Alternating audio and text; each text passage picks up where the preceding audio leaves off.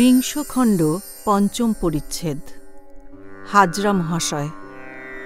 হাজরা মহাশয় এখানে 2 বৎসর আছেন।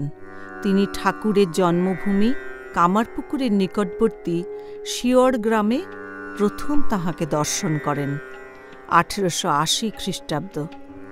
এই গ্রামে ঠাকুরের ভাগিনেয় পিস্তুত ভগিনী হেমাঙ্গিনী দেবীর পুত্র শ্রীযুক্ত হৃদয় মুখোপাধ্যায়ের বাস। ঠাকুর তখন হৃদয়ের বাটিতে অবস্থিতি করিতেছিলেন।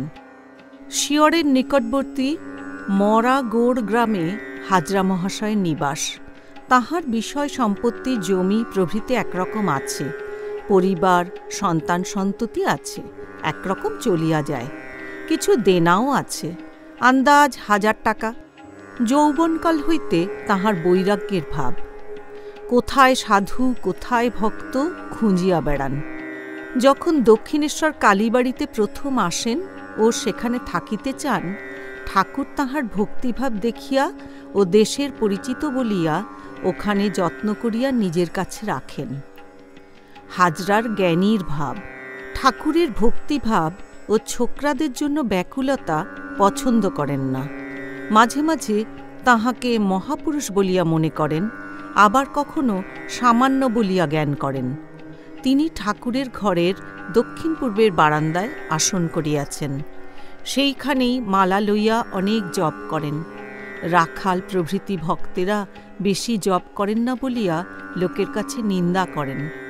তিনি আচারের বড় পক্ষপাতী। আচার আচার করিয়া তাহার এক প্রকার সূচিবাই হইয়াছে। তাহার বয়স প্রায় 38 হইবে। হাজরা মহাশয় ঘরে প্রবেশ করিলেন। ঠাকুর আবার ঈষৎ ভাবাবিষ্ট হইয়াছেন ও কথা কহিতেছেন।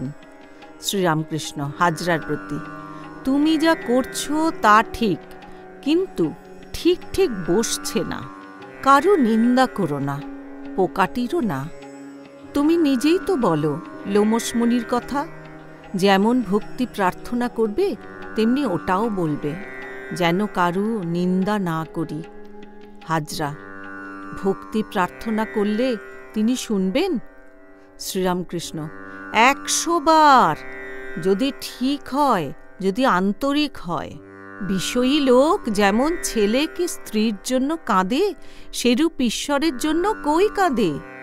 ওদেশে একজনের পরিবারের অসুখ হয়েছিল। সারবে না মনে করে লোকটা থরথর করে কাঁপতে লাগল। অজ্ঞান হয় আর কি। এরূপ ঈশ্বরের জন্য কে হচ্ছে?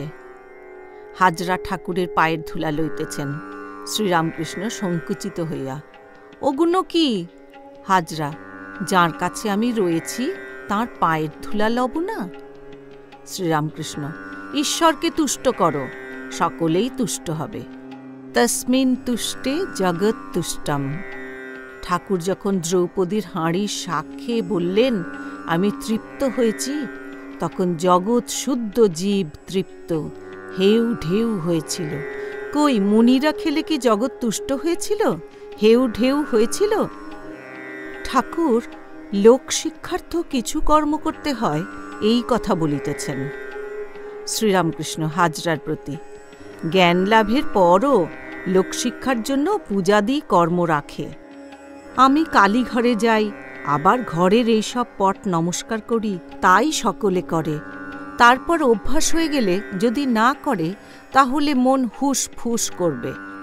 বটতলায় সন্ন্যাসীকে দেখলাম, যে আসনে গুরু পাদুকা রেখেছে তারই উপর শালগ্রাম রেখেছে। ও পূজা করছে। আমি জিজ্ঞাসা করলাম, যদি এত দূর জ্ঞান হয়ে থাকে তবে পূজা করা কেন? সন্ন্যাসী বললে, সবই করা যাচ্ছে, এও একটা করলাম। কখনো ফুলটা এ পায়ে দিলাম, আবার কখনো একটা ফুল ও পায়ে দিলাম।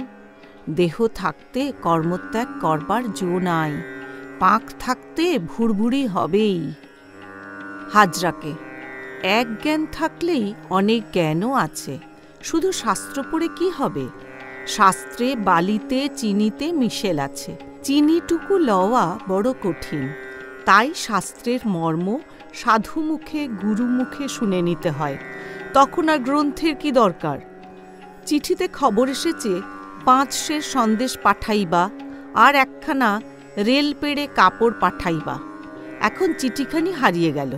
তখন ব্যস্ত হয়ে চারিদিকে খোঁজে। অনেক খোঁজবার পর চিঠিখানি পেলে পড়ে দেখে লিখছে 5 সের সন্দেশ আর একখানা রেল পেড়ে কাপড় পাঠাইবা। তখন চিঠিখানি আবার ফেলে দেয়। আর কি দরকার, এখন সন্দেশ আর কাপড়ের জোগাড় করলেই হলো। মুখুজ্জে, বাবুরাম মাস্টার প্রভৃতি ভক্তদের প্রতি, সব সন্ধান জেনে তারপর ডুব দাও। পুকুরের অমুক জায়গায় ঘটিটা পড়ে গেছে, জায়গাটি ঠিক করে দেখে নিয়ে সেইখানে ডুব দিতে হয়। শাস্ত্রের মর্ম গুরুমুখে শুনে নিয়ে তারপর সাধনা করতে হয়। এই সাধন ঠিক ঠিক হলে তবে প্রত্যক্ষ দর্শন হয়। ডুব দিলে তবে তো ঠিক ঠিক সাধন হয়। বসে বসে শাস্ত্রের কথা নিয়ে কেবল বিচার করলে কি হবে? শালারা পথে যাবারই কথা, ওই নিয়ে মরছে। মর শালারা, ডুব দেয় না। যদি বলো ডুব দিলেও হাঙর কুমিরের ভয় আছে, কাম ক্রোধাদির ভয় আছে, হলুদ মেখে ডুব দাও, তারা কাছে আসতে পারবে না। বিবেক বৈরাগ্য হলুদ।